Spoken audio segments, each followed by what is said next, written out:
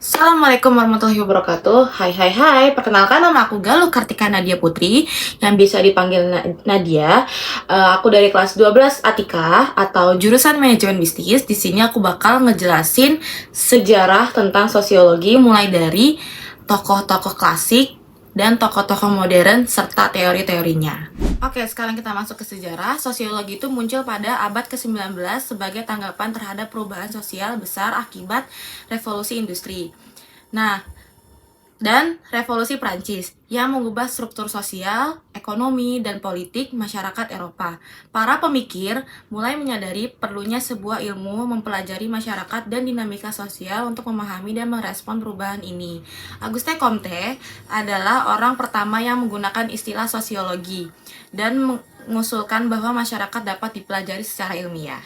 Lanjut kita masuk ke bagian tokoh-tokoh klasik beserta teorinya. Kita sekarang masuk ke tokoh pertama yaitu Auguste Comte pada tahun 1798 sampai 1857. Di sini adalah teorinya positivisme menganggap sosiologi sebagai ilmu yang harus mempelajari masyarakat secara ilmiah seperti ilmu alam.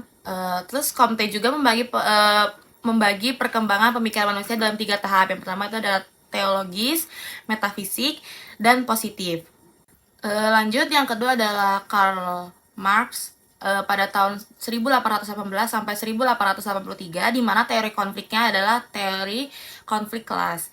Nah, di sini tuh menganalisis dampak kapitalisme pada kelas sosial. Marx juga menekankan konflik antara kelas bourgeois atau pemilik modal dan proletar atau pekerja sebagai penggerak utama perubahan sosial. Pemikirannya itu menjadi dasar teori konflik. Terus yang berikutnya adalah Emil Durkheim, itu pada tahun 1858 sampai 1917. Di sini tuh teorinya dia fungsionalisme dan solidaritas sosial. Di sini tuh dia melihat masyarakat sebagai struktur yang terdiri dari berbagai badan yang saling berfungsi.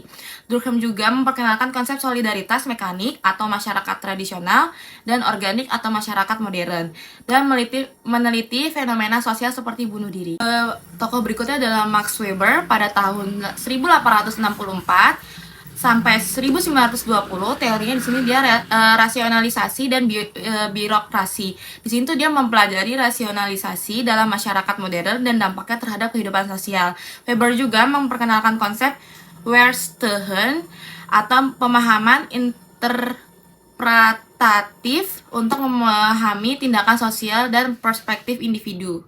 Kita masuk ke bab selanjutnya, itu dimana ada tokoh-tokoh modern serta teorinya. Tadi kan yang udah aku jelasin tadi panjang lebar itu termasuk tokoh-tokoh klasik. Sekarang kita masuk ke tokoh-tokoh modernnya.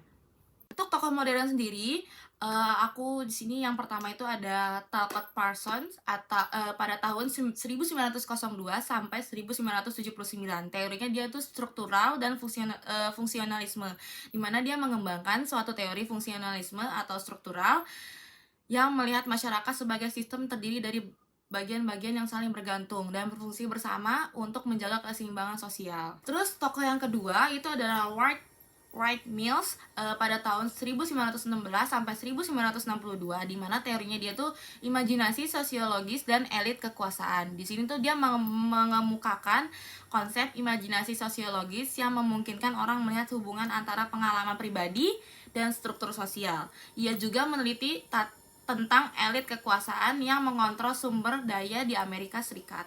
Oke, tokoh yang selanjutnya itu adalah Pierre Bourdieu pada tahun 1930 sampai 2002. Di sini teorinya dia ada 3, di mana ada modal sosial, kultural, dan simbolik. Di sini dia menjelaskan bahwa selain modal ekonomi terdapat modal sosial, kultural, dan simbolik yang mempengaruhi posisi seseorang dalam masyarakat dan menentukan kekuasaan dan status sosial. Terus berikutnya ada Anthony Giddens pada tahun 1938 sampai tahun sekian.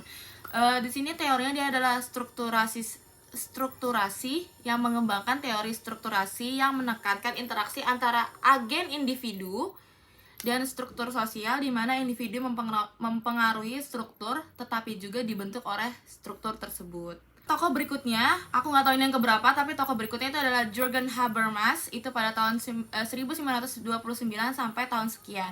Teorinya itu adalah tindakan komunikatif di mana dia mengembangkan teori tindakan komunikatif yang menekankan pentingnya komunikasi rasional dalam mencapai kesepakatan bersama di masyarakat. Ia juga membahas konsep ruang publik dan demokrasi deliberatif. Oke, mungkin segini aja yang bisa aku sampaikan tentang sejarah-sejarahnya sosiologi beserta tokoh-tokoh mulai dari tokoh klasik sampai tokoh modern. Sebelumnya aku minta maaf kalau misalkan tadi aku ada kesalahan kata atau bicara atau penyebutan nama. Kurang lebihnya mohon maaf. Wassalamualaikum warahmatullahi wabarakatuh.